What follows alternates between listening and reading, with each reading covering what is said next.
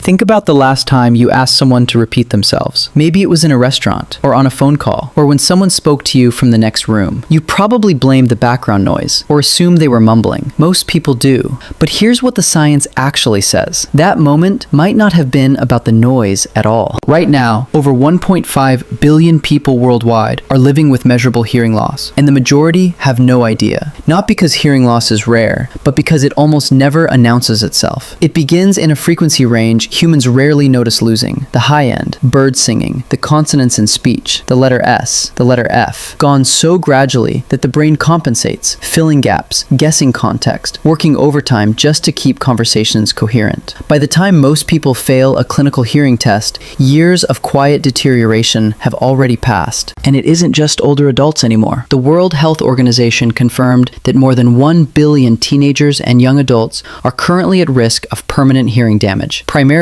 from personal audio devices. Headphones at maximum volume can hit 110 decibels. At that level, irreversible damage begins in under 5 minutes. Cleveland Clinic data from 2026 puts average daily headphone use well above 4 hours. The CDC found that 1 in 4 American adults already shows measurable signs of noise-induced hearing loss, and more than half of them report no exposure to loud workplace noise whatsoever, meaning the damage came from everyday life, commutes, workouts, evenings on the sofa. Here's what makes this genuinely difficult to catch. Many children with subtle damage pass standard hearing tests entirely because the damage sits in frequency ranges clinical screenings don't always probe. Adults experience the same problem. Mild loss registers as nothing remarkable on a basic check, while the brain quietly adapts, masking the deficit until it can no longer keep up. Tinnitus, that persistent ringing after a loud concert or a long commute with earbuds in, isn't just annoying, it's a biological alarm. It means hair cells inside the cochlea have been overstimulated, and unlike almost every other cell in the human body, those hair cells do not regenerate, ever.